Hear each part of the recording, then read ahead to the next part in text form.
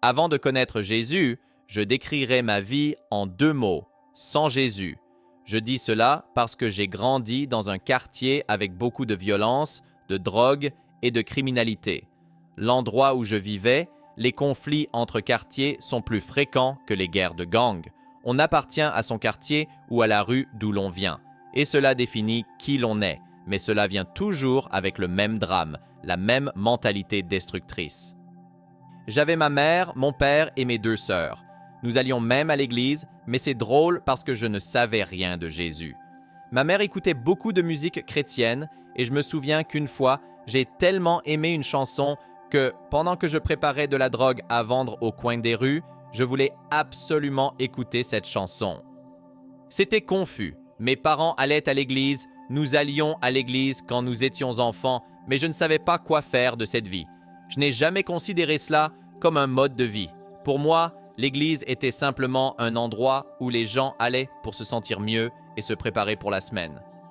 Je n'avais pas de désir pour Dieu, pour l'église, ni pour quoi que ce soit de spirituel. Tout ce que je savais, c'est que, en sortant de chez moi, je voyais des centaines de personnes dans mon quartier.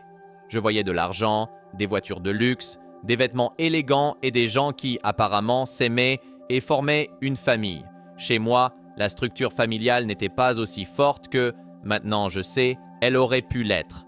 Dehors, voir quelqu'un t'attendre, vouloir passer du temps avec toi, c'était réconfortant. C'est ce que je voulais parce que, à la maison, nous avions des difficultés. Mon père était le seul à travailler. Ma mère avait des problèmes auditifs, donc elle ne pouvait pas obtenir certains emplois. Mes sœurs et moi étions jeunes, bien sûr. Nous ne travaillions pas. Mon père faisait beaucoup d'efforts, et en regardant en arrière maintenant, je le respecte pour le travail acharné qu'il a dû faire. Mais à l'époque, en tant qu'enfant, tu penses seulement que tu n'as rien. Tu regardes tes parents comme s'ils ne faisaient rien pour toi. Tu vois d'autres enfants, et nous vivons tous dans la même communauté. Pourquoi eux ont-ils et pas moi? À la maison, personne ne semblait vraiment se soucier les uns des autres. J'ai commencé à faire des choses de la rue à 12 ans. J'ai commencé à vendre de la drogue à 12 ans. Depuis ce jour-là, je suis devenu un trafiquant.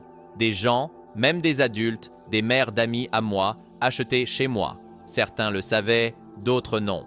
Quand cela se produisait, je ne me sentais pas puissant, mais je sentais que je pouvais construire quelque chose à moi, quelque chose que personne ne pourrait me prendre, quelque chose avec lequel je pourrais survivre.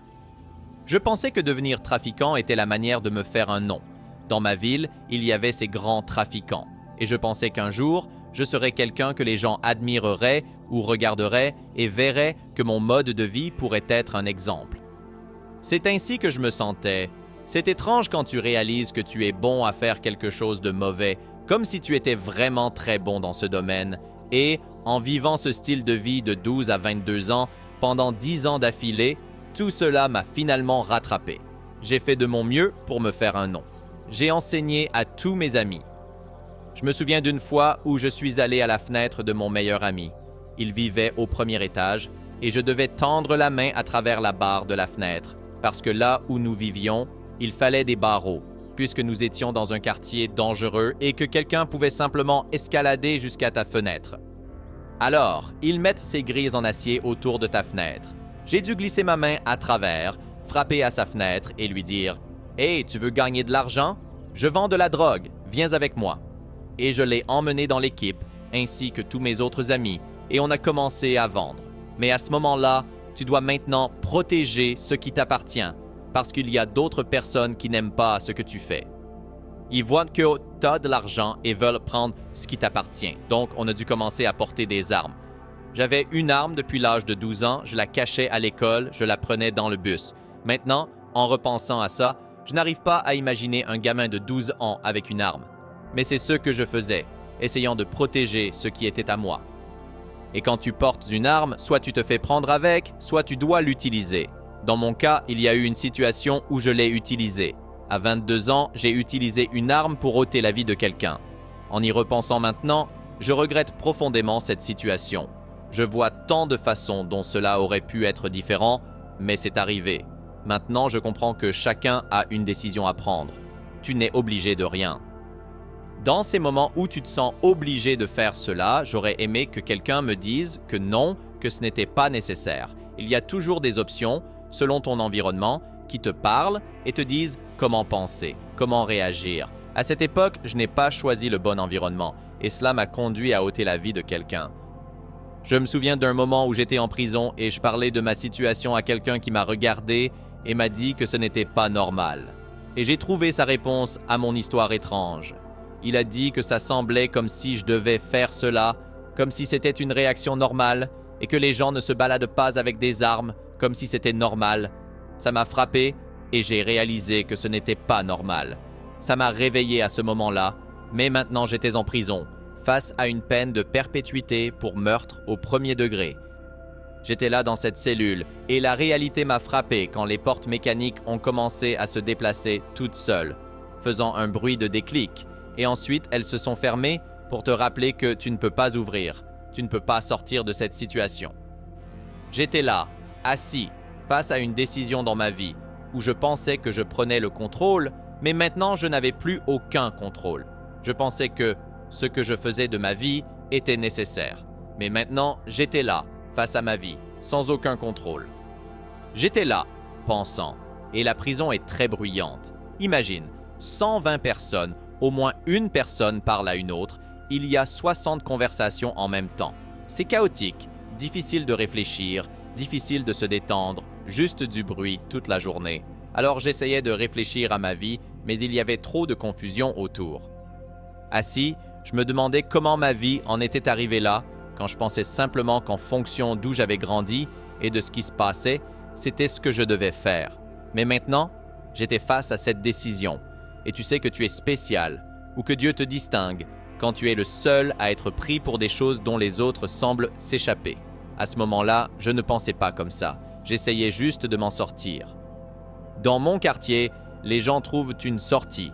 En repensant à cette époque, dans ma mentalité, quand tu es arrêté pour un crime violent qui entraîne la perte d'une vie, on dit que c'est la chose la plus difficile à prouver contre quelqu'un. Donc, dans mon esprit, c'était « je peux m'en sortir ». J'étais assis sur mon lit superposé, pensant à comment je pourrais gagner dans cette situation, comment je pourrais m'en sortir. Deux choses me sont venues à l'esprit.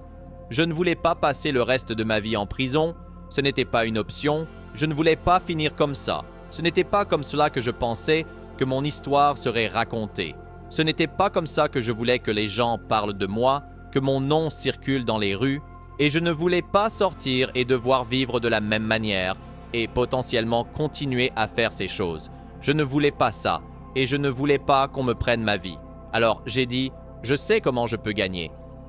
J'ai décidé de mettre fin à mes jours. J'y ai réfléchi et cela avait du sens. Pas parce que je traversais une grande douleur, du stress ou de la pression, mais parce que je voulais encore être maître de ma vie au point d'être prêt à me suicider pour continuer à contrôler mon destin. Et j'étais convaincu, car c'est ce que fait l'orgueil. L'orgueil te convainc de choses que tu crois pouvoir contrôler. Alors, je me suis dit, c'est ça. Je n'ai jamais pensé en arriver là, mais c'est ça. En étant la personne que j'étais, si quelque chose me venait à l'esprit, je n'hésitais jamais vraiment et je me fichais de ce que les autres pensaient. Je ne pensais pas à ma famille. Je ne pensais pas à écrire une lettre ou laisser quelque chose à un proche. À l'époque, j'avais un enfant de 2 ans et je n'y ai même pas pensé. Je pensais juste, c'est ainsi que je veux que mon histoire se termine. C'est étrange parce que, en y repensant maintenant, je me demande comment j'ai pu penser que la victoire serait d'ôter ma propre vie. À ce moment-là, j'ai décidé de planifier. J'ai planifié comment je pourrais arranger les choses pour laisser la cellule ouverte afin de pouvoir courir jusqu'à l'étage supérieur, car en prison, comme dans la plupart des prisons, il y a 2 étages. Il y a un étage inférieur avec des cellules autour et au centre, des tables où les gens mangent, et un étage supérieur avec des cellules autour, mais rien au centre. En général, quand tu entres en prison, il y a un couloir solide avec une porte. C'est comme la partie extérieure de la prison où tu entres, attends dans une salle et ensuite tu es libéré par une autre porte. J'ai calculé qu'il faudrait au moins 1 ou 2 minutes pour que les gardiens courent jusqu'à cet étage. Ils devraient être libérés par la porte, attendre qu'elle se ferme et être libérés par une autre porte. Donc, j'aurais un peu de temps pour sortir de ma cellule, courir jusqu'à l'étage supérieur, me pendre, et cela prendrait au moins 3 ou 4 minutes avant qu'ils arrivent jusqu'à moi, s'ils viennent, parce que le gardien de l'étage ne peut rien faire, puisqu'il doit maintenir l'ordre pour le reste des détenus. Il devrait littéralement me regarder me pendre tout en appelant à l'aide, et peut-être qu'il ne voudrait même pas venir. C'est ainsi que j'avais planifié de le faire. J'avais tout préparé pour que la cellule reste ouverte. Je me souviens de ce jour comme si c'était hier. Tout le monde était dehors pour le petit déjeuner, se déplaçant dans la file pour prendre leur repas, et quand tout le monde est revenu dans ses cellules, c'était l'heure de fermer. Mais ma cellule était préparée de manière à ce qu'elle ferme, mais ne se verrouille pas. Et donc, quand il a fait son dernier tour, je sortirai et je me pendrai. Tout était prêt. J'étais assis sur ma couchette, juste en train de contempler, visualisant dans mon esprit. En y repensant maintenant, je réalise que tout ce que tu visualises, comme tu te vois en train de faire quelque chose, tu es plus susceptible de le faire. J'imaginais ce que ce serait, ce que je ressentirais, et j'étais prêt. J'étais assis sur ma couchette. Les larmes ont commencé à couler de mes yeux. Mon co-détenu s'est endormi. Je me suis dit, c'est ça. Mais tout à coup, quelque chose en moi a commencé à penser aux gens. J'ai commencé à penser à mon fils. J'ai commencé à penser à la vie. Et à ce moment-là, je me suis dit, il doit y avoir une autre solution. C'était la première fois que je décidais de changer d'avis sur quelque chose que je voulais faire. Mais j'avais ce sentiment à l'intérieur de moi que quelque chose ne me convainquait pas. Il n'y avait rien dans mon esprit. Je sentais juste au fond de moi qu'il devait y avoir un autre chemin. Je ne sais pas d'où cela venait à ce moment-là, mais je jure que, au moment où j'ai dit ça, j'ai entendu la voix de Dieu dans ma cellule me dire « Essaie avec moi ». Ce n'était pas quelque chose de terrifiant ou comme dans les films, je n'avais pas besoin de lever les yeux pour essayer de comprendre d'où venait cette voix. C'était de moi dire « Ok, cela est sur le point d'arriver », à m'asseoir et dire « Attends, il doit y avoir une autre façon », jusqu'à ce que j'entende la voix de Dieu dire « Essaie avec moi ».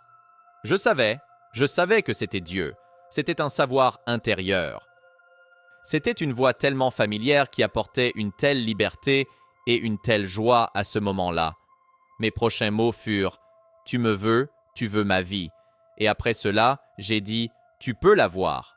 J'ai commencé à parler avec Dieu, avec Jésus, disant « Tu peux avoir ma vie si tu veux, tu peux l'avoir ». Alors, j'ai commencé à faire des déclarations. Je vivrai pour toi, je ne te tournerai jamais le dos, je ne te tournerai jamais le dos, j'ai vécu pour toi, j'ai vécu pour toi. Tout à coup, j'ai commencé à dire cela comme si il était assis juste devant moi. J'ai dit, si tu veux ma vie, tu peux l'avoir.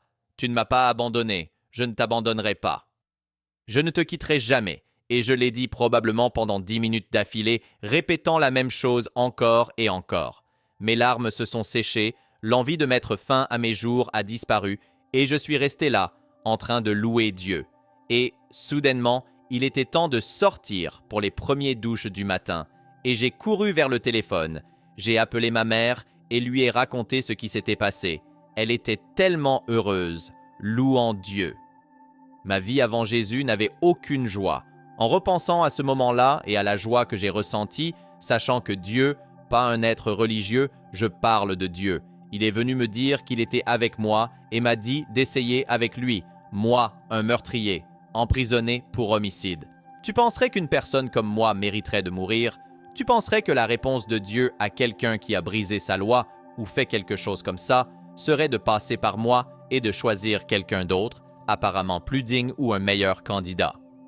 Et je pense maintenant, je n'avais pas de questions comme « Pourquoi moi ?» au début. Ces questions sont venues plus tard, mais à ce moment-là, je pensais « Tu es tellement bon ». Le Dieu pour qui j'allais à l'église, j'essayais de ne pas m'endormir. Je regardais tous les autres prier et te louer, prêcher à propos de toi. Tu es vraiment réel et tu es vraiment bon. J'étais émerveillé qu'il veuille de moi. Et je me suis senti tellement aimé et j'ai réalisé que ma vie avant Christ n'avait pas d'amour véritable. Pas du tout, parce que maintenant je sais ce qu'est l'amour. Oui, tu as une famille qui t'aime et elle fait de son mieux, mais je parle de cet amour sans jugement, cet amour qui prend ta place, qui comprend où tu es et sait où tu es. Ma vie avant Christ était remplie de beaucoup d'anxiété, de stress, de comparaison. Je me comparais tout le temps avec les autres, parce que dans le quartier où j'ai grandi, il y avait du statut partout. Il y avait des gens populaires, des gens qui gagnaient de l'argent, des athlètes, du statut partout. Se comparer est facile et simple, c'est ce que tu fais et tu essaies d'être meilleur ou de traîner avec ceux qui réussissent. Ma vie sans Christ était remplie de comparaisons. Je n'étais pas content de qui j'étais. Je ne savais même pas qui j'étais. Mais en Christ, le fait de le trouver ou qu'il me trouve ce jour-là, sachant où j'étais et se révélant à moi, c'était comme si Dieu lui-même m'acceptait et me voulait. Cela a jeté la comparaison par la fenêtre. Parce que avec quoi devrais-je me comparer maintenant, quand Dieu lui-même dit qu'il m'accepte? J'ai lutté avec ça, même en Christ. La comparaison, je ne me comparais pas, mais l'acceptation, mon ennemi m'attaquait violemment avec cela. Il plantait littéralement des pensées qui disaient « Oui, tu es sauvé, mais tu vas mourir, ta vie ne va rien être, tu vas mourir. Dieu t'a sauvé juste pour que tu meures et ailles au ciel, tu ne vivras pas longtemps, tu n'auras pas une vie bénie, tu dois encore payer pour ce que tu as fait. » La honte, la culpabilité et la condamnation sont arrivées comme un déluge immédiatement après le salut, parce que j'ai commencé à penser à toutes les choses que j'avais faites et qui m'avaient mis en prison. J'étais toujours en prison et je faisais face à cette accusation, et maintenant j'avais Jésus, donc je devais affronter ce que j'avais fait avec Jésus. J'ai lutté pour croire que son acceptation était complète. J'ai lutté pour croire que toutes les émotions de culpabilité et de honte n'étaient pas réelles, parce qu'elles semblaient réelles. Ces sentiments semblaient dire que Dieu t'aime, mais tu dois encore payer. J'ai vécu avec ça presque tout le temps en prison. Je pensais que Dieu m'avait sauvé, mais qu'il devait encore extraire une sorte de restitution de ma vie et je ne pouvais pas vivre libre. Je continuais à servir Dieu, à louer Dieu, à aimer les gens, à être un témoin pour lui, puis je retournais et me punissais, me frappant la tête avec un marteau invisible, déchirant mes pensées. Je savais que son amour était réel parce que dans mon cœur, et c'était comme si je vivais ce moment tous les jours. Je pouvais sentir sa présence avec moi, je savais qu'il était avec moi, mais quand il s'agissait de mes pensées, je ne faisais pas de lien. Je savais, mais mes pensées disaient quelque chose de différent. Je savais qu'il m'avait pardonné, mais mon esprit me disait non, que je devais payer. Je savais qu'il voulait toujours m'utiliser, mais mes pensées me disaient que ce serait seulement jusqu'à un certain point, parce qu'une personne comme moi ne pouvait pas être totalement utilisée, et cela me torturait littéralement au point d'affecter même mon corps physique. J'étais sous tellement de honte et de culpabilité que mon corps a commencé à réagir à cela. Je me réveillais avec des douleurs corporelles sans raison. J'allais à l'hôpital de la prison. Je faisais des radiographies. Ils ne trouvaient rien. Mais la douleur était tellement intense que tout mon squelette, du visage jusqu'aux épaules, bras, doigts, jambes, genoux, mâchoires et pieds, me faisait mal. J'avais du mal à marcher. Parfois, je ne pouvais pas sortir pour manger et je devais rester au lit. Mon codétenu devait me rapporter de la nourriture en cachette depuis la cantine parce que la douleur était insupportable pour marcher. En prison, se blesser n'est pas bon, car il y a des gens qui profitent des blessés. Il y a des gens et des gangs qui cherchent des cibles faibles à exploiter. Si tu es blessé, ils ne se soucient pas de savoir si tu es chrétien, si tu prêches dans l'église de la prison. S'ils font partie d'un gang, ils doivent obtenir ce qu'ils veulent, que ce soit pour soutenir une addiction ou payer quelqu'un, et ils choisiront la cible la plus facile. Donc, si je boite ou utilise des béquilles, ils peuvent facilement en profiter.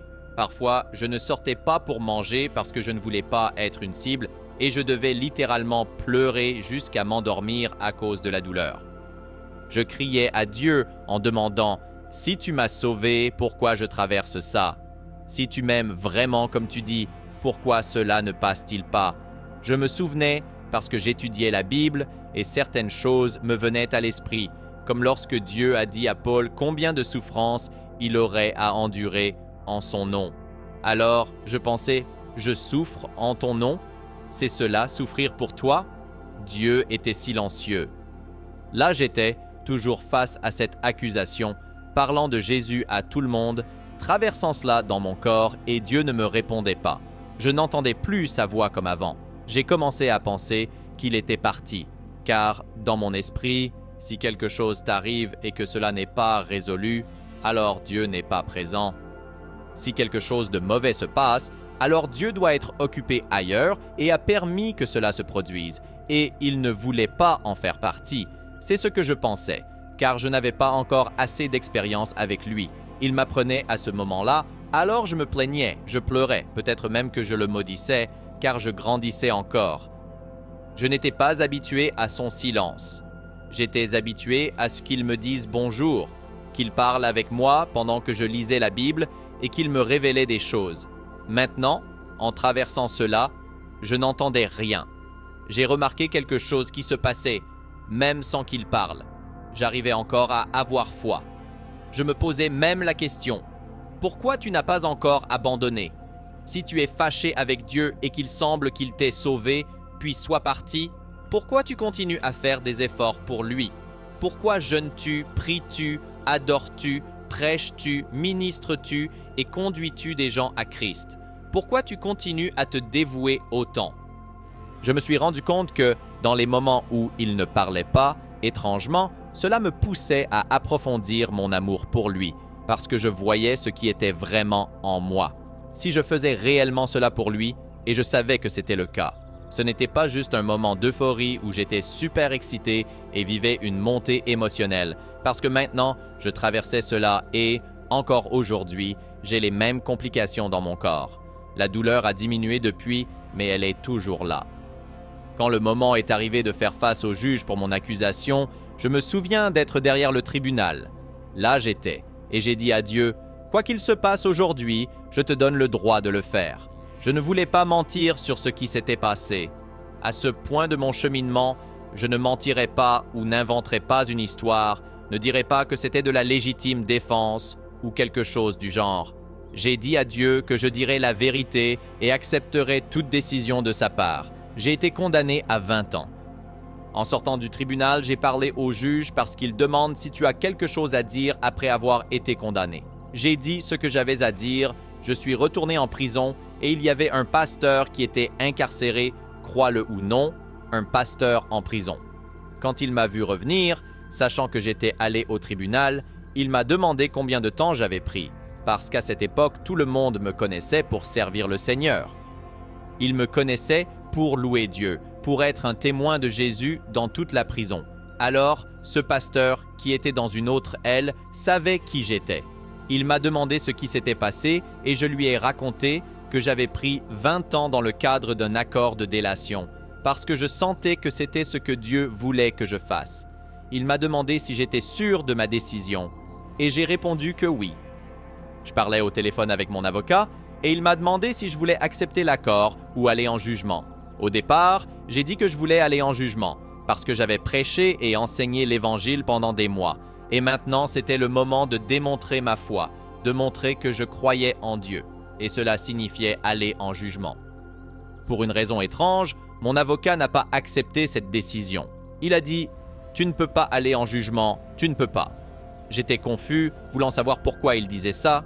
Il a insisté pour que j'accepte l'accord, ce qui était étrange, car les avocats ne donnent généralement pas de conseils personnels comme ça, en prenant le risque de donner une opinion personnelle, mais quelque chose en lui essayait de me convaincre. Je ne sais pas si Dieu l'utilisait à ce moment-là. Il n'était pas chrétien, mais il m'a dit quelque chose qui m'a marqué. « Tu as été un véritable témoin dans ma vie. » D'habitude, je ne prête pas attention quand quelqu'un dit qu'il s'est donné à Dieu, qu'il vit pour Dieu, qu'il lit la Bible. Mais il y a quelque chose de différent chez toi. J'étais donc indécis et j'ai demandé à ma mère, qui était au téléphone, ce qu'elle en pensait. Elle m'a dit « Fils, peu importe ce que tu ressens que Dieu te dit, je suis avec toi. » Elle a dit ça à l'avocat qui est allé jusqu'à appeler mon père. Il se passait quelque chose, cet avocat risquait tout pour me convaincre et je sentais que ce n'était pas une question d'argent, quelque chose se passait. Malgré tout, j'ai dit « Désolé, mais je vais aller en jugement. Je fais confiance à Dieu et ce que Dieu veut faire, il le fera. » J'ai raccroché, couru vers ma cellule, me suis allongé par terre et j'ai commencé à pleurer. Au moment où j'ai fermé les yeux, j'ai vu l'image d'un bélier et j'ai su exactement ce que cela signifiait, car je l'avais lu dans la Bible. Dieu a utilisé le bélier pour que Abraham n'ait pas à sacrifier son fils, une représentation de Jésus comme substitut. Je suis retourné au téléphone et ai dit à ma mère de rappeler l'avocat. Elle a essayé, mais il n'a pas répondu. J'ai insisté pour qu'elle essaie à nouveau. Lorsqu'il a enfin répondu, il a dit « Je sors du bureau maintenant ». J'ai dit « Écoute, je sais exactement ce que je veux faire. J'ai entendu de Dieu. Je ne vais pas en jugement. Je vais accepter l'accord de 20 ans. » Il m'a demandé si j'étais sûr. Et j'ai confirmé. Il a poussé un soupir de soulagement et a dit « Dieu merci ». J'ai ensuite expliqué au pasteur pourquoi j'avais accepté l'accord, et c'est pour cela. Il a été surpris et a dit « Non, tu ne peux pas prendre 20 ans, pas toi. » J'ai pensé « Je ne suis pas spécial, c'est ce que Dieu a prévu. » Il est sorti de la pièce, s'est appuyé contre le verre dehors, est revenu en quelques secondes et a dit « Le Seigneur vient de me dire de te dire que tu vas seulement purger 10 ans. » J'ai souri et dit « Dieu merci, je reçois cela, merci. » Je suis retourné et le jour est arrivé où je devais purger ma peine. Une employée était avec moi tenant mes documents. Elle m'a regardé, puis a regardé les papiers avec une expression étrange, a secoué la tête et a dit « Vous les jeunes, vous ne respectez vraiment pas la vie. » Je n'ai pas répondu. J'ai trouvé ça un peu rude qu'elle dise ça, mais je connaissais mon accusation et ce que j'avais fait. Puis elle a demandé « Vous n'avez pas pris beaucoup de temps? Vous avez dénoncé quelqu'un? Vous êtes un informateur? » C'était très impoli et j'ai demandé ce qu'elle voulait dire par « beaucoup de temps ». J'ai dit que 20 ans, c'est beaucoup de temps. Elle a répondu que je n'avais pas 20 ans. J'ai insisté pour qu'elle montre les documents, parce que quelque chose n'allait pas. Elle a replié le papier de manière à ce que seul mon nom apparaisse, montrant l'accusation de meurtre au premier degré, et dans le coin inférieur droit, il était écrit 10 ans. Je l'ai gardé pour moi et j'ai quitté cette cellule. Je suis allé au centre de traitement, puis à l'endroit où je purgerais ma peine. Là, j'ai rencontré ma gestionnaire de cas, qui était aussi chrétienne. C'était enfin une bénédiction de parler à quelqu'un dans le système qui croyait aussi. Nous avons commencé à avoir une communion en Dieu, et pendant qu'elle était sur l'ordinateur, elle m'a dit qu'elle devait m'envoyer quelque part parce que j'avais une accusation violente, de meurtre. Elle voulait m'envoyer dans une prison de haute sécurité, mais j'ai dit que je n'avais pas une peine si longue. Elle a regardé à nouveau sur l'ordinateur et je l'ai observée. Je lui ai demandé ce qu'elle voyait et elle a expliqué que bien que j'ai une accusation de meurtre, ma peine était de seulement 10 ans. Cela était déjà inscrit dans les papiers dans l'autre prison et apparaissait dans son système. J'ai demandé jusqu'où les enregistrements du système informatique remontaient et elle a confirmé qu'ils remontaient au jour de ma condamnation. Elle a confirmé que c'était bien 10 ans. J'avais avec moi les papiers de la sentence, ceux que l'on signe au tribunal devant le juge le jour de la condamnation en accordant son consentement. Je lui ai montré et elle a dit qu'il n'y avait rien qu'elle puisse faire, qu'elle ne pouvait rien changer car ce serait illégal. J'ai vraiment essayé de la convaincre de faire quelque chose parce que dans mon esprit, si c'était une erreur, je ne voulais pas vivre dans ce faux espoir. Je préférais affronter la réalité plutôt que de vivre dans l'illusion. Elle a suggéré que l'impression pourrait être une erreur de saisie, car ce qui était dans le système était ce qui avait été tapé ce jour-là. Mais l'impression disait autre chose, alors nous avons juste commencé à louer Dieu et avons laissé cela de côté. Elle m'a envoyé dans une prison de sécurité moyenne. Ce type de prison est pour des personnes avec des accusations violentes, mais avec des peines moins longues. Là, j'ai rencontré mon gestionnaire de cas personnel et j'ai pensé « Seigneur, si cela est dans son système… » C'était un homme, et la situation était la même. Je réfléchissais à tout cela. Le pasteur m'avait dit que Dieu m'avait dit que je ne purgerais que 10 ans. Maintenant, il y avait cette sentence calculée par le système qui disait 10 ans, alors que je savais que j'avais été condamné à 20. Je ne pouvais même pas profiter de la bénédiction, car la culpabilité, la honte et la condamnation revenaient. Dieu me bénissait à nouveau, et tout ce que je pouvais penser, c'était que je ne le méritais pas. Je pensais que cela ne durerait pas, que des gens comme moi ne méritaient pas cela, que je devais encore payer pour ce que j'avais fait. Je vivais dans la peur que cela me rattrape. Chaque fois qu'on appelait mon nom pour prendre du courrier, je pensais qu'on m'emmenait au tribunal pour dire qu'il y avait eu une erreur. Quand j'ai été condamné à 20 ans, mon avocat m'a dit qu'il me ramènerait dans 6 ou 7 ans pour essayer de réduire ma peine. Je vivais dans la peur que si mon avocat m'appelait, il se rendrait compte que ma peine n'était pas de 20 ans, mais de 10, et il pourrait décider de ne pas réduire ma peine. Un jour, pendant l'étude biblique, mon nom a été appelé pour prendre une correspondance légale. C'était une lettre de mon avocat. Je l'ai ouverte et elle disait « Félicitations, votre demande de réexamen a été approuvée. Vous comparaîtrez devant le juge pour réexaminer votre peine dans 3 jours. » Je suis retourné vivre dans la peur, l'anxiété, la culpabilité et la condamnation. Je n'arrivais pas à accepter ce que Dieu avait pour moi gratuitement. Je pensais que Dieu avait permis qu'on me découvre. Je ne voyais pas Dieu tel qu'il est. Je suis allé au tribunal et mon avocat m'a demandé combien de temps je voulais demander pour que le juge réduise ma peine. Je ne savais pas quoi dire. Il m'a demandé quelle était ma date de libération. Je ne voulais pas répondre.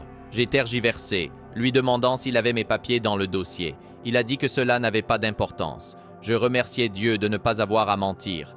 Il a ensuite suggéré que nous demandions une réduction de 10 ans. Quand il a dit cela, tout a eu du sens. C'était comme si 10 ans étaient déjà partis du système et que j'avais déjà des papiers qui indiquaient une peine de 10 ans. Alors, s'ils entrèrent dans le tribunal et réduisaient 10 ans des 20 ans auxquels j'avais été condamné, l'impression serait la même que celle que j'avais déjà. Cela ne changerait rien pour moi. Je purgerais déjà les 10 ans. Alors j'ai dit « Faisons cela ». Immédiatement, j'étais heureux.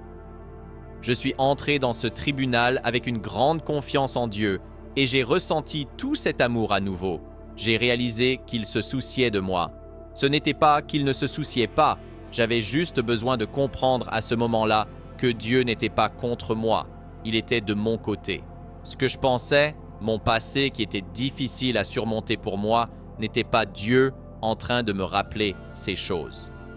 Dieu ne retenait pas des choses ni ne se taisait parce qu'il me faisait payer pour quelque chose que j'avais fait. J'avais simplement besoin de grandir en Dieu de certaines manières qu'il savait qu'il me forcerait à développer. Alors, à ce moment-là, j'étais heureux. Je me suis tenu devant ce juge et il a dit qu'il se souvenait de moi, ce qui m'a étonné. Je lui ai demandé comment et il a expliqué que quand il demandait aux gens ce qu'ils avaient à dire quand il les condamnait, certains m'insultaient, d'autres s'évanouissaient parce qu'ils recevaient beaucoup d'années. Il a dit que j'avais reçu beaucoup d'années, 20 ans, mais ce que je lui avais dit était resté gravé dans sa mémoire. Je ne me souvenais pas de ce que j'avais dit, mais cela l'avait marqué. Il m'a demandé pourquoi nous étions là ce jour-là. Mon avocat est intervenu et a parlé. Le juge a demandé à mon avocat combien de temps nous envisagions pour une réévaluation. Mon avocat a dit 10 ans. Le juge m'a regardé, a souri et a dit « accordé ». C'était tellement rapide. Il a dit qu'il croyait en moi. J'étais surpris, je me suis dirigé vers la barre. J'ai signé les nouveaux papiers et maintenant ma sentence était de 10 ans grâce à la réévaluation, un terme qui permet qu'après une condamnation, on puisse faire appel plus tard pour une révision de la peine. Cela dépend du comportement en prison ou de l'estimation qu'ils font de votre réhabilitation et de l'amélioration de votre caractère.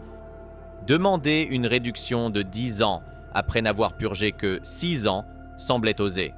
Mais je savais que c'était Dieu. Dieu l'a fait d'une manière qui ne pouvait être que lui. Ce que je ne savais pas à l'époque, c'est que le juge, devant moi dans le tribunal, a dit qu'il avait une lettre du procureur. J'ai ressenti une nervosité, me demandant ce qui allait suivre.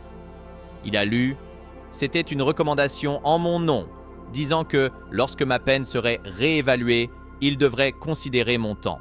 Le procureur, qui m'avait qualifié de meurtrier et voulait que je reçoive la peine maximale le jour où j'ai été condamné, a écrit au juge en disant qu'il croyait en mon changement. J'étais impressionné. Dieu est incroyable. Me voici purgeant cette peine et Dieu a réévalué mon temps. C'est Dieu qui l'a fait, pas l'homme, même si je devais retourner au tribunal pour officialiser ce qui était déjà écrit dans le ciel. Dieu avait déjà officialisé cela avant même que cela n'arrive naturellement. Et grâce à la sentence de 10 ans et à tout le bon comportement que j'ai eu, j'étais éligible pour retourner chez moi 8 mois plus tard. Je suis retourné chez moi après 6 ans et 8 mois d'une sentence de 20 ans par la grâce de Dieu. Tout par Dieu, sans libération conditionnelle ni bon comportement. En réalité, ma libération conditionnelle m'a été refusée. Mais en revenant à la maison, j'ai réalisé qu'il était temps de courir pour Jésus. Ici, dehors, je commençais à interagir avec les gens, à m'impliquer dans l'Église et nous étions tous enthousiasmés par Dieu, parce que, en prison, le zèle que Dieu avait éveillé à travers ma vie s'était répandu dans toute la prison. Des miracles se produisaient, des gardiens venaient pendant leur pause juste pour voir si nous étions en train d'étudier la Bible à ce moment-là ou si nous louions Dieu dans le quartier et ils voulaient s'arrêter pour écouter. Les gens en prison ne rigolent pas quand il s'agit de Dieu parce qu'ici c'est tout ce que vous avez. Je pensais, mec, je vais sortir d'ici, me connecter avec les gens et continuer à être fervent. J'avais hâte. Mais alors, j'ai été surpris. Il était difficile de trouver ce zèle ici, dehors.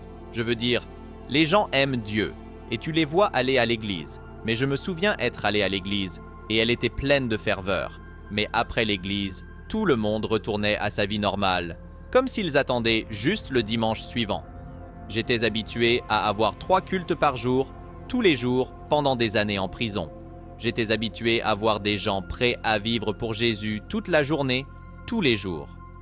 J'ai eu un réveil, mais j'ai aussi dû m'arrêter et réfléchir, ok, tu étais dans une situation où tu avais du temps, et maintenant je réalise que ce n'est peut-être pas que les gens ne sont pas fervents pour Dieu, mais la vie étouffe leur zèle parce qu'ils sont occupés.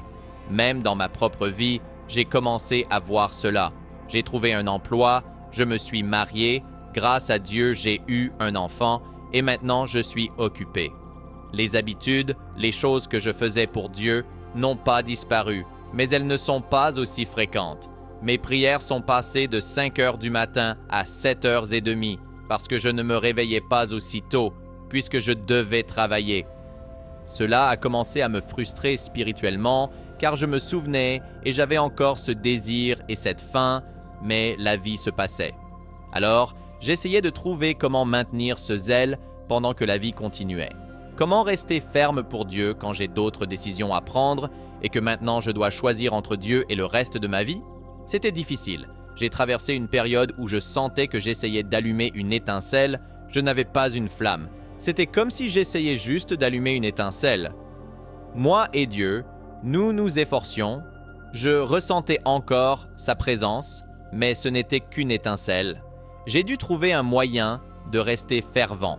Une chose que je savais, c'est que je n'ai jamais voulu que mon témoignage soit, comme on dit, une religion de prison. Il y a des gens qui me disent ça en face. On va voir combien tu es fervent pour Dieu maintenant. Des amis me regardaient comme si c'était une question de temps avant que je retourne à ma vieille vie. Ces choses m'ont motivé à dire « Non, Dieu est trop réel pour ce qu'ils disent. Ce n'est même pas à propos de moi. » J'ai dû comprendre, oui, Dieu nous donne la vie. Là, derrière les murs, nous avons la vie, des emplois, l'école, même de vraies études universitaires où tu peux t'inscrire. Et tu as encore ta famille à soutenir parce que la plupart des gens en prison doivent encore pourvoir à la famille, travailler et envoyer de l'argent chez eux. Ici dehors, j'ai dû apprendre que ce n'est pas à propos de moi. Je me suis dit de ne pas retourner à cet espace où je me sentirais honteux, coupable et condamné. Je n'ai jamais voulu refaire ça, une fois que Dieu m'a libéré de cela. J'étais déterminé à ne plus jamais entrer dans cet espace mental. Je vais croire en Dieu pour ce qu'il dit qu'il est dans ma vie, et cela n'a littéralement rien à voir avec moi. Il m'a choisi, il a allumé le feu. Je suis l'allumette, la foi et la lime, et il a allumé la flamme, parce que s'il ne présente pas la flamme, tu vas juste continuer à essayer d'allumer. Alors, j'ai dû comprendre que mon zèle ne dépendait pas des choses que je faisais, ni du temps que je passais, c'était parce qu'il était la flamme qui était avec moi dans ces moments-là. Ainsi, j'ai dit, ma vie est un ministère, ma vie est Dieu. Alors, quand je conduis dans le train, dans le bus, au travail, sur l'ordinateur, au supermarché, je l'inclus juste dans tout. Je ne sens pas que je vole du temps à Dieu parce que je fais autre chose, je l'inclus juste là-dedans. Quand il est là, la flamme peut s'allumer. J'ai arrêté de penser que je devais performer. J'ai arrêté de penser que je devais montrer à Dieu que je pouvais mettre tout cet effort et lui plaire. Je suis retourné au commencement, assis dans ma cellule, pensant qu'il devait y avoir un autre moyen.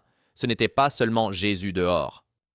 Alors je suis revenu à cela et j'ai dit « Ok, Dieu, tu es le chemin, tu conduis le chemin, garde juste ton feu. » Il a été fidèle à faire cela. Ai-je eu des moments difficiles? Bien sûr, il y a eu des moments où j'ai été rejeté dans des emplois.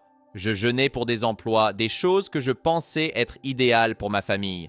Je jeûnais et priais. Ils regardaient mon CV et disaient « Désolé, nous n'embauchons pas des criminels. » Et je pensais « Dieu, j'ai jeûné, prié, cherché ta face, refusé de bons repas, les temps étaient difficiles. » J'ai été embauché chez Walmart et j'ai travaillé pendant environ 4 jours. Ils étaient encore en train de traiter mes papiers et, quand ils ont terminé, ils m'ont renvoyé parce qu'ils ont vu que j'étais un ancien détenu. J'aurais pu regarder Dieu et penser « Revoilà encore, Dieu, tu me testes à nouveau, tu veux que je paie encore pour quelque chose? Dieu, qu'ai-je fait cette fois? » Mais j'ai dit « Non, tu sais quoi? Dieu a dit « Teste-moi, il est le chemin. » Alors j'ai pensé « D'accord, Dieu, tu es le chemin. Si cela ne marche pas, je ne vais pas simplement essayer de m'encourager en me disant que Dieu doit avoir quelque chose de mieux pour moi. » Non, j'ai fait face à la réalité. Cela ne s'est pas produit parce que je suis son fils. Oui, tu peux avoir quelque chose de mieux, mais c'est un simple fait que cela ne s'est pas produit parce que tu ne voulais pas que cela se produise. Je ne sais pas ce que tu as prévu pour moi, mais ce n'est pas ça. Dieu, mes chemins, je te laisse les contrôler et, parce que je t'ai donné cela, c'est ce que c'est. S'il y a un chemin meilleur, Dieu soit loué. Et si ce n'est pas quelque chose qui est mieux selon les attentes, parce que honnêtement, Walmart pourrait avoir été mieux qu'une autre opportunité. Mais juste parce qu'une opportunité semble différente de ce que tu penses être la meilleure, je préfère avoir celle que Dieu dit que je dois avoir, parce qu'avec lui, c'est cela qui la rend meilleure. J'étais bien.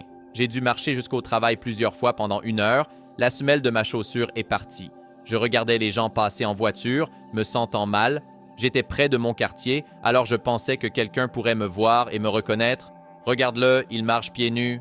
C'était un peu embarrassant, mais encore une fois, j'ai gardé la tête haute et dit « Dieu, tu contrôles mes chemins. » J'ai marché jusqu'au travail pendant environ 4 ou 5 mois d'affilée, sous le froid, sous la pluie. Un jour, il pleuvait tellement que j'ai dû appeler mes parents pour qu'ils m'apportent des vêtements de rechange quand je suis arrivé au travail. Parfois, tu peux encore traverser des difficultés en servant le Seigneur, mais j'ai compris que je ne reviendrai pas en arrière. Je me suis souvenu de mon engagement envers lui, j'ai dit « Je ne te quitterai jamais ».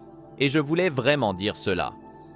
Parce que si Dieu a été Dieu pour moi et m'a sauvé de la manière dont il l'a fait, où pourrais-je aller d'autre? Et maintenant, vivant pour le Seigneur, cela fait 6 ans que je suis chez moi. Je crois que j'ai passé plus de temps à la maison qu'en prison. Maintenant, ce temps semble s'être effacé. Je peux regarder en arrière et dire que j'ai purgé ma peine. J'ai été à la maison plus de jours que je n'ai passé là-bas, et Dieu est resté fidèle. Je me rends compte que quand Dieu t'appelle, et quand il te parle, peu importe ce que les autres ont à dire, c'est sa voix qui compte. Parfois, je pense encore que quelqu'un a perdu sa vie pour que je puisse être sauvé. Je ne comprends pas cela, mais ce n'est pas à moi de comprendre parce que je suis ici et ça s'est passé. J'accepte cela. Je prie pour tous ceux que j'ai rencontrés. Je sais que Dieu m'a appelé. Pourquoi il m'a appelé entièrement reste à se révéler. Mais je sais qu'il ne m'a pas abandonné. Il continue de m'utiliser et je peux dire que je suis béni. J'ai beaucoup lutté pour me dire que j'étais béni parce que je ne me sentais pas béni. Je me sentais comme un meurtrier, pour être honnête. Bien que je sache qu'il m'a sauvé, je me sentais toujours comme un criminel. Parce que même si sa présence était réelle, ce que j'ai fait semblait aussi réel. Et je vivais encore avec cette question sans réponse sur pourquoi. Mais une question a été répondue quand j'ai dit qu'il fallait qu'il y ait un autre chemin. C'était lui, c'était Jésus. Quand il a dit « Teste-moi », je fais littéralement cela tous les jours. Depuis ces 6 dernières années, je l'ai juste testé et je n'ai pas laissé les bons moments me faire oublier qu'à chaque jour, il veut que je le teste. Car il y a quelque chose de nouveau chaque jour qu'il veut me montrer. Je ne laisse pas les bons jours me faire sentir que j'ai tout accompli. Je me réjouis, je suis heureux, mais je m'assure de continuer à le chercher diligemment et à le tester. Et qu'as-tu aujourd'hui? Je ne laisse plus les mauvais jours me décourager, me faire sentir qu'il m'a abandonné, car il dit toujours « Teste-moi » aussi dans ces moments-là. Ma vie avant Jésus n'a rien à voir avec ce qu'elle est aujourd'hui. Sa présence a tout changé pour moi et j'ai réalisé qu'une fois qu'il est entré dans ma vie, mon identité a changé. J'ai dû vraiment accepter que les gens essaièrent de me rappeler qui j'étais, mais j'ai dû comprendre que quand tu deviens une nouvelle créature en Jésus, c'est réel. Et c'est ainsi que je vis ma vie. Chaque jour, je vis sur la base de la vérité de ces deux mots, le tester. Je n'ai jamais rencontré la famille de la personne qui a perdu la vie à cause de moi, mais s'ils regardent, je leur dirai « Je sais que vous pouvez vouloir éteindre cela. Vous êtes probablement encore en train de regarder parce que Dieu a fait en sorte que vous continuiez. Je vous dirai de ne pas en vouloir à Dieu. Dieu a des plans qui dépassent les nôtres. Je sais que me voir, moi, quelqu'un responsable de la perte de la vie de quelqu'un que vous aimiez, est la dernière chose à laquelle vous vous attendiez. Je ne vais pas essayer de vous faire vous sentir mieux ou d'apaiser la colère que vous pourriez avoir. Vous avez le droit d'être en colère, le droit d'être contrarié. Je veux dire ceci, mes excuses ne sont pas suffisantes. Je regrette cette décision. Il n'y avait pas de haine dans mon cœur, aucune animosité. Il n'y avait rien en moi qui désirait sa mort en particulier. Cela s'est produit à un moment donné, et si cela vous apporte un certain réconfort, je dirais que j'ai un profond regret et que j'aimerais que cela ne soit jamais arrivé. Mais je crois aussi que Dieu avait un plan, même dans cette situation. Si vous pouvez ne pas éteindre et m'écouter encore une seconde, parce que quand je dis cela, c'est difficile pour moi de comprendre comment j'ai été sauvé tandis que quelqu'un a perdu la vie. Dès que j'ai dit cela, j'ai immédiatement été rappelé que c'est l'histoire du salut. Christ est mort pour que nous puissions être sauvés. Je sais que cela peut être difficile à entendre de ma part, mais la vérité, peu importe de qui elle vient, reste la vérité. Sa mort peut être le salut pour beaucoup. Dieu a travaillé et continue de travailler à travers sa vie, avec des esprits qui sont connectés à elle. Oui, il y a eu un traumatisme à l'origine, mais Dieu a transformé ce traumatisme en témoignage, prouvant que sa vie et l'histoire du salut de Dieu à travers ce qui s'est passé peuvent mener beaucoup de gens à Christ. De plus, sachez que ma prière a toujours été que, en son absence, Dieu soit présent pour votre famille. Je crois de tout cœur que cela s'est produit et que cela continuera de se produire. Le salut est arrivé dans votre maison et la présence du Seigneur reposera et sera avec vous et que votre maison sera sauvée. Ainsi, quand vous penserez à votre être cher, la joie du salut sera associée à lui. J'espère que vous pourrez recevoir cela. Jésus est mon compagnon, mon partenaire de cellule. Un partenaire de cellule est quelqu'un en qui tu dois avoir confiance immédiatement, parce qu'à partir de maintenant, vous vivez ensemble. Quand je l'ai rencontré, je ne savais rien de lui. Mais nous voici vivant cette vie ensemble, mon partenaire de cellule. Nous partageons tout, nous prenons soin l'un de l'autre, et oui, il vit avec moi et je vis avec lui. Pour ceux qui regardent mon témoignage maintenant, je dirais « testez-le ». Si ces paroles ont fonctionné pour moi, je sais qu'elles transcenderont et fonctionneront pour vous. Le tester, c'est simplement lui permettre d'être qui il a dit qu'il serait. Les circonstances, les situations, nous avons tous nos problèmes, mais une chose à propos de Dieu, une chose à propos de Jésus, c'est qu'il est la réponse. Quand j'ai dit qu'il fallait qu'il y ait un autre chemin, si vous pensez à un autre chemin, c'est Jésus. Il est ce chemin. Si vous avez besoin de sortir de quelque chose, si vous essayez d'entrer dans quelque chose, si vous avez besoin que quelque chose dans votre vie fonctionne, soit réparé, si vous avez besoin du salut, écoutez, il est le seul chemin et il le prouvera parce qu'il va se prouver lui-même. Donnez-lui la chance de le faire, vous verrez.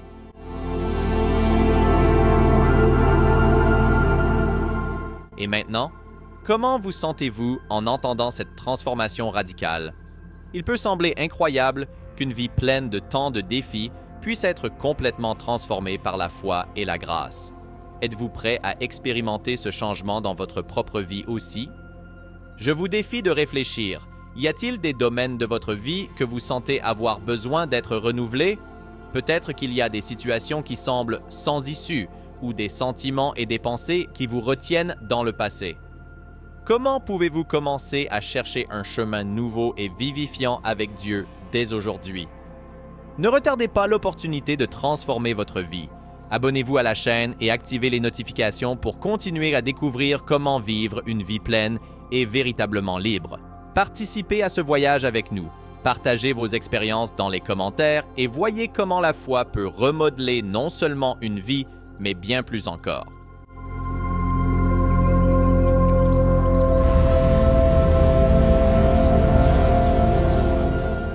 Je savais qu'il était un Dieu d'amour, qu'il était réel et qu'il existait. J'ai crié vers lui en disant « Dieu, pardonne-moi, pardonne-moi ». C'était tout ce que je pouvais dire, car la douleur me submergeait, je ne pouvais voir rien d'autre qu'elle. Je suis allée dans la salle de bain, j'ai fermé et verrouillé la porte. J'ai posé l'arme contre ma tête et j'ai pensé « Il n'y a pas de retour en arrière, je ne veux plus souffrir ». À cet instant, une vision est apparue devant moi, me montrant ce qui se passerait si j'allais jusqu'au bout. Quand mon corps est tombé, mon âme en est sortie et j'ai commencé à voyager plus vite que la vitesse de la lumière. Le temps n'existait plus. J'ai ressenti une douleur acide. Je continuais à voyager de plus en plus vite jusqu'à ce que soudain, j'arrive à un endroit où une douleur acide et sulfureuse m'a envahi, brûlant d'une manière indescriptible. Si vous avez été touché par ce témoignage et souhaitez voir cette histoire et d'autres histoires comme celle-ci, n'oubliez pas de vous abonner à notre chaîne.